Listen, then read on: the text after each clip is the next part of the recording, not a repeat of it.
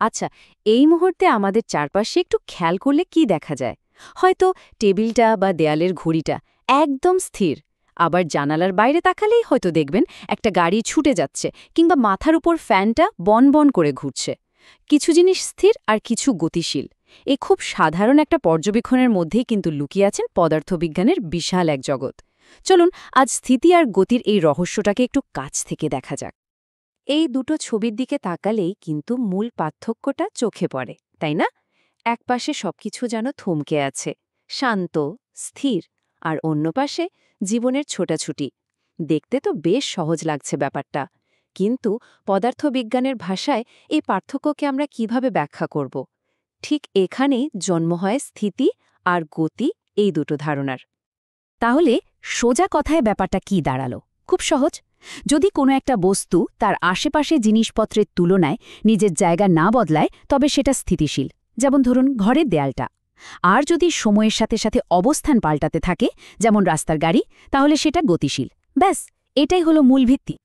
সংজ্ঞাটা তো বেশ সোজাসাপটা মনে হচ্ছে, তাই না? কিন্তু এখানেই আসল মজাটা। একটু ভাবুন তো, এই বিশাল মহাবিশ্বে এমন কি কোনো কিছু আছে যা সত্যি সত্যি, মানে চূড়ান্তভাবে স্থির? উত্তরটা হলো না। কারণ স্থিতি বা গতি কোনোটাই পরম বা অ্যাবসোলুট নয়। পুরোটাই নির্ভর করে কে দেখছে তার ওপর। আগের স্লাইডের এই ধাঁধার উত্তরটাই হলো প্রসঙ্গ কাঠামো। কঠিন শোনালেও ব্যাপারটা খুবই সহজ। প্রসঙ্গ কাঠামো হলো সেই দৃষ্টিকোণ যেখান থেকে আমরা কোনো কিছুর গতি মাপছি। আর এই প্রসঙ্গ কাঠামোর ওপর ভিত্তি করেই একটা জিনিস একই সময়ে একজনের কাছে স্থির আবার অন্যজনের কাছে গতিশীল মনে হতে পারে। কিভাবে?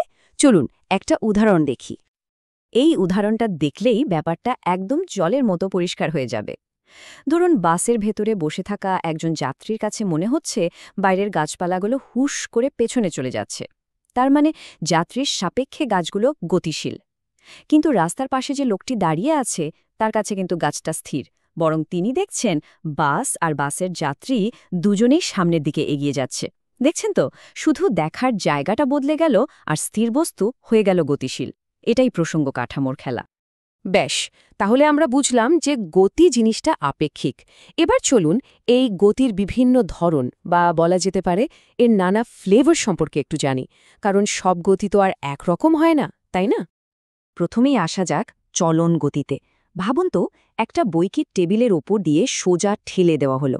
এখানে শুধু পুরো বইটা সরছে না, বইটার ভেতরের প্রত্যেকটা কণা একই সাথে, একই দিকে, একই দূরত্ব পার করছে। এই যে একসাথে চলা, এটাই হলো চলন গতি। সোজা পথের পর এবার আসা যাক গোল হয়ে ঘোরার কথায়। এর সবচেয়ে পরিচিত উদাহরণ হলো আমাদের সবার বাসার সিলিং ফ্যান। এখানে ফ্যানের পাখাগুলো একটা নির্দিষ্ট বিন্দু বা অক্ষকে কেন্দ্র করে ঘুরতেই থাকে।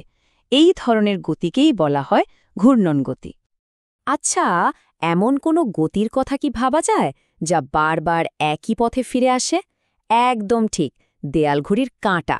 সেকেন্ডের কাঁটাটা যেমন ঠিক ৬০ সেকেন্ড পরে আবার আগের জায়গায় ফিরে আসে, ঠিক তেমনি যে কোনো গতি যা একটা নির্দিষ্ট সময় পর পর নিজেকে রিপিট করে, তাকেই বলে পর্যাবৃত্ত গতি। আর এই পর্যাবৃত্ত গতিরই একটা স্পেশাল কেস হল দোলন গতি। যেমন এই পেন্ডুলাম বা একটা দোলনার গতি। এটা তার গতিপথের একটা মাঝখানের বিন্দুর এপাশ ওপাশ করতে থাকে। গতিটা যেহেতু রিপিট হচ্ছে, তাই এটা পর্যাবৃত্ত তো বটেই, কিন্তু এই খাস এপাশ ওপাশ করার ধরনের জন্যই একে আমরা বিশেষভাবে বলি দোলন গতি। গতি নানা রকম তো দেখা হলো, কিন্তু বিজ্ঞান তো শুধু কেমন দেখতে তা নিয়েই সন্তুষ্ট থাকে না, কতটা সেই মাপটাও জানতে চায়। তাই এবার আমরা গতিকে বর্ণনার জগৎ থেকে বের করে পরিমাপের জগতে নিয়ে যাব। চলুন দেখি গতিকে সংখ্যায় কিভাবে মাপা যায়। এই ছবিটা দূরত্ব আর স্মরণের মধ্যে পার্থক্যটা খুব সহজে বুঝিয়ে দিচ্ছে। দেখুন, রাশিদা বেগম যে আঁকাবাঁকা পথে মোট ১২ কিলোমিটার হেঁটেছেন, সেটা হলো তার অতিক্রান্ত দূরত্ব। কিন্তু তার শুরু আর শেষের জায়গার মধ্যে যে সোজাসুজি বা সবচেয়ে ছোট রাস্তাটা, যেটা মাত্র ২ কিলোমিটার, সেটাই হলো তার স্মরণ। ঠিক যেমন দূরত্ব আর স্মরণের মধ্যে একটা পার্থক্য আছে, দ্রুতি আর বেগের মধ্যেও ঠিক তেমনই একটা সূক্ষ্ম কিন্তু খুব জরুরি পার্থক্য রয়েছে। গাড়ির স্পিডোমিটার যে কাঁটাটা দেখায় সেটা হলো দ্রুতি, মানে কতটা জোরে গাড়িটা চলছে। কিন্তু আপনি যদি বলেন গাড়িটা ঘন্টায় ৬০ কিলোমিটার বেগে উত্তর দিকে যাচ্ছে, তখন আপনি আসলে বেগ বলছেন, কারণ বেগের সাথে সবসময় একটা দিকও জুড়ে থাকে। বাস্তব জীবনে কিন্তু বেশিরভাগ সময়ই কোনো কিছুর গতি বা বেগ একরকম থাকে না। গাড়ি চালানো শুরু করলে বেগ আস্তে আস্তে বাড়ে, আবার ব্রেক কষলে কমে যায়। গতির এই যে পরিবর্তন, এরও কিন্তু একটা দারুণ নাম আছে এবং একেও পরিমাপ করা যায়। কোনো সংজ্ঞা বলার আগে চলুন আমরা নিজেরাই একটু ডেটাটা দেখি। এই টেবিলটায় একটা মোটর সাইকেলের গতি দেখানো হয়েছে।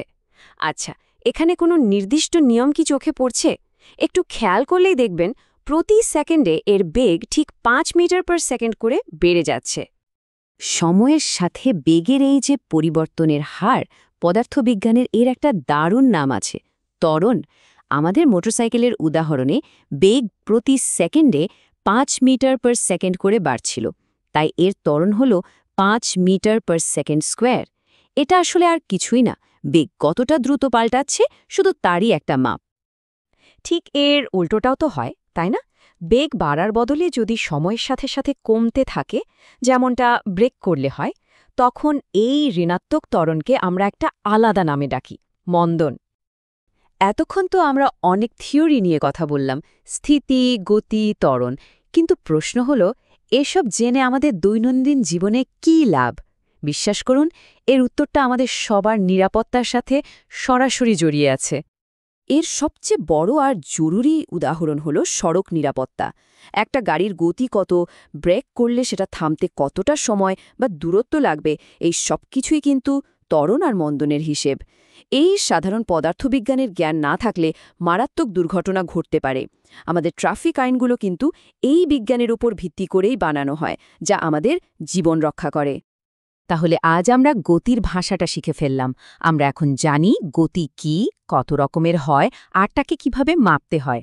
কিন্তু সবচেয়ে গোড়ার প্রশ্নটা কিন্তু থেকেই যাচ্ছে। আমরা জেনেছি বেগের পরিবর্তন হলে ত্বরণ হয়, কিন্তু এই পরিবর্তনটা ঘটায় কে?